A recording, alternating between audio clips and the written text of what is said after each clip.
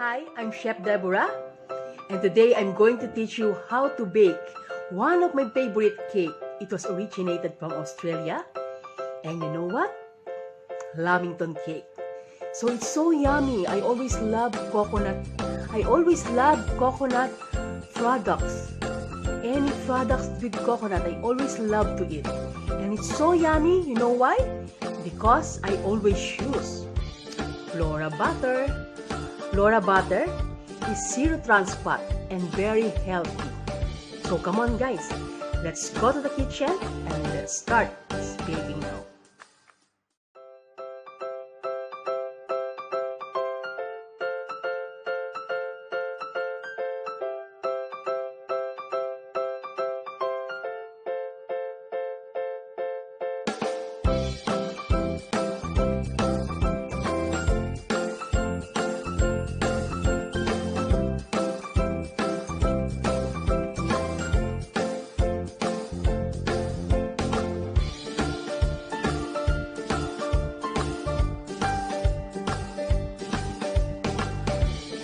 For the procedure,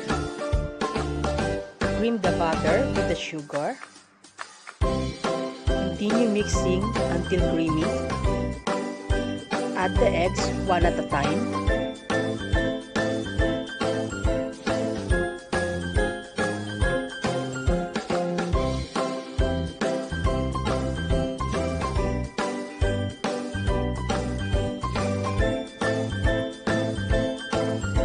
Vanilla,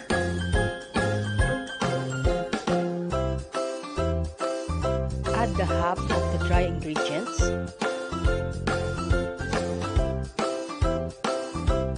add the half of the milk,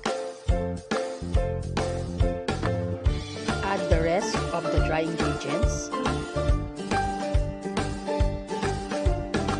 and add the rest of the milk.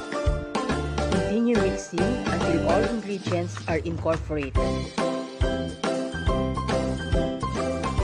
Ready the baking pan, spray with the oil, and line with the baking sheet.